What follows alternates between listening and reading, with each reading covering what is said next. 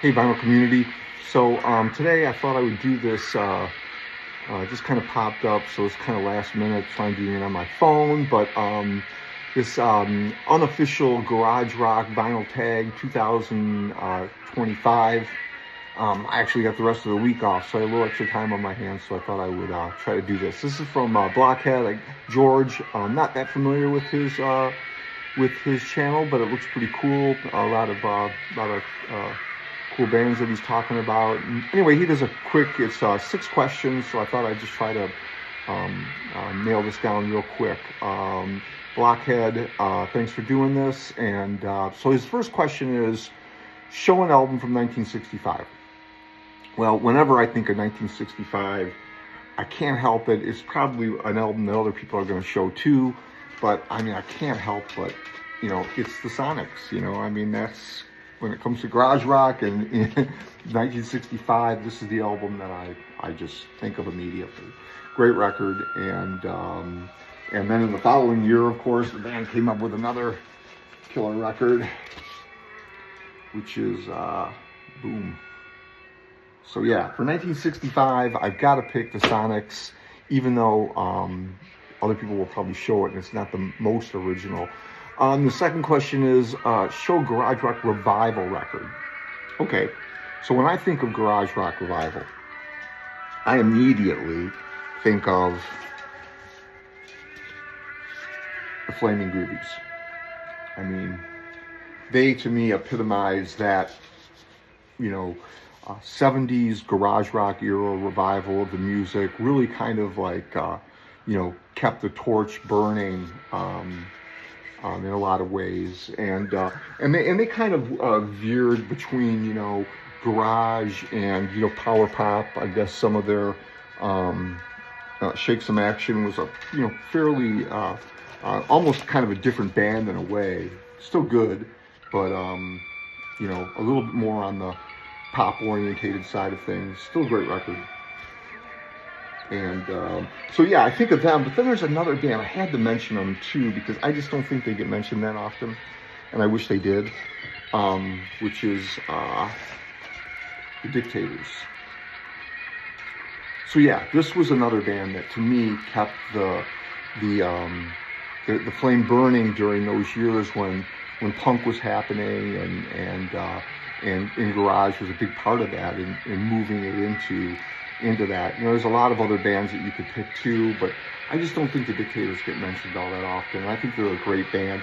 This is a good album, but the 2 albums that they did after their initial release are even better. So I mean, if you're going to hunt down Dictator records, the second and third record are just so good. And I mean, the first one's an iconic record, and you want it, but but the second and third ones are just better records in my estimation anyway. So anyway, that's and there's one more to just bring us up to date into more of like modern times. I did pull this out too, but Mudhoney, this is a great record, and or EP if you want to call it an EP. But and they really epitomize that sound, the Stooges, and that crunch of the guitars, Sub Pop. Great record, and again another. I'm not sure I'd really call them a revival. I guess they're really kind of were doing their own thing, but they certainly kept that sound alive during that time. So okay, show a garage comp. So the one I think of right away, and it's not entirely garage, but just a label that was responsible for so much great music, which was Bomp Compilation. This is Volume 1, Bomb's Compilation, Volume 1. And there's, the Flaming Groovies are on here. Iggy and the Stooges are on here with a couple tracks from, late period. I Got It Right is on here. The Zeros. Just a cool comp from that era, and one I think of when I think of garage rock. And that label, the Bomp label, was responsible for so much, great music, and just epitomized the kind of American garage rock at that time. So I like it. But I did think of a couple. There's another one. All the Pebbles records, they're, say, the first 10, the first 5 for sure, but my favorite is this one. It's number 3. And this is a great comp. If you're not familiar with these Pebbles albums, when you think of, the Nuggets records, from the 60s and everything, the Pebble records take and they go a step further, and they peel the next layer off. And so these are the bands that, didn't make it, onto the Nuggets, but are just as good, and in some cases, more raw, and even more cutting to the edge. So yeah, great record, and these are pretty. You can still find these fairly inexpensively, and they're around. Just check them out. Great comp. And then if you want like a single band comp, I'm probably making this too long. Sorry. I just got this, and this is a MC5 compilation of all their early tracks. 66 Outbreak, great compilation of the band. I think it was an official release. I'm pretty sure it's an official release. Wayne Kramer did like the back liner notes and everything, and they're really good. But if you like the MC5 and you don't have this is a nice addition.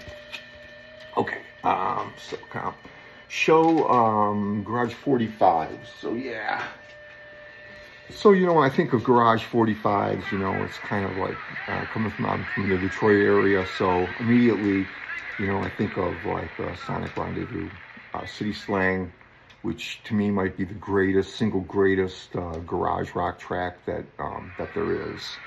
And yeah, City Slang. If not familiar with City Slang, put together members of the Stooges and the MC5 and the Rationals, and great band. And single came out. The originals are tough to find. There was a couple reissues that came out later on Easy Action, and those can be had pretty cheaply. But there's a Detroit band that I don't think that many people are aware of, and they're a great band called the Torpedoes.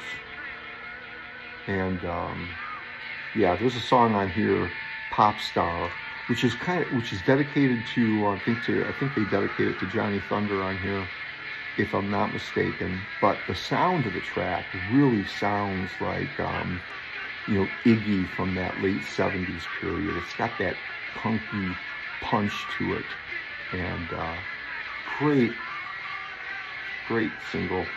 Actually, this isn't a single. This has got like 4 songs on it.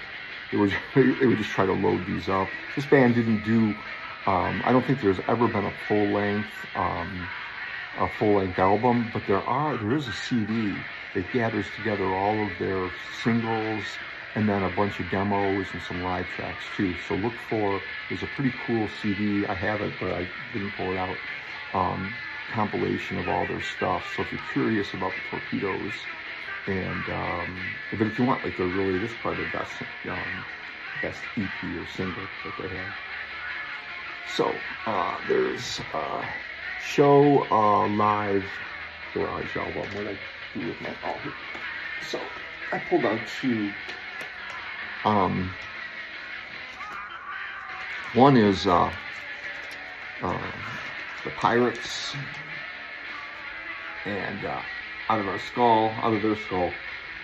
This is a fantastic live album, gritty, powerful, club, music. Just you can feel the sweat and the cigarette smoke, and yeah, just a great live album that can still be had very cheaply. And another one, again, coming from Detroit, this isn't really garage rock, but it's certainly got that spirit of, kind of raw, gritty rock and roll, which is the Rockets' live album. And the Rockets were, I don't think they're very well known around the rest of the country. They did, kind of their biggest hit was a cover of Fleetwood Mac's Oh Well. but they kind of supercharge it. But they had other great tracks. I'd call it more kind of, blue collar rock and roll more than I would call it, garage rock necessarily. But I think anyone who likes garage probably appreciate this live album, and it's got some great tracks on it. The Rockets were in the Detroit area. They were a pretty big band, and they would play, shows at like bigger theaters, and probably not be able to sell out clubs in other parts of the country. But at least they got regular radio play back in those days. I was just never saw them live or anything because I was just way too young. But I used to hear their songs on the radio all the time, and to me it wasn't, it seemed like they were like Led Zeppelin or whatever. The Rockets. Live albums. So, the last one here. Show Garage Rock reissue. Well, the two Sonics records that I showed you are both reissues from the 80s, but just to get another band in here, I pulled this out because this is a reissue too, and these can be had pretty. So this is Brian Jonestown Massacre. Their Satanic Majesty's Second Request. They were always trying to do plays on bands from the 60s and 70s on their, the Brian Jonestown Massacre is an interesting mix of kind of taking a lot of the traditions of 60s music, garage, psychedelia, and really giving it a kind of modern makeover, and creating something I think new out of the sound, and taking it really to the next stage. And this is a fantastic record. If you're not familiar with it, I wouldn't say every song is great, but 3/4 of them are great, and the rest of them are just fine. I like the note that they put on here: paid for by the Committee to Keep Music Evil. And that kind of says it all. So there's my reissue. Great band, and if you haven't seen them live, terrific live band too. So okay, thanks for doing that, Blockhead, George. I think it's a great idea. I'm glad you kept it nice and short, and hope everyone had a good New Year, and looking forward to 2025. And all right, thanks. Bye.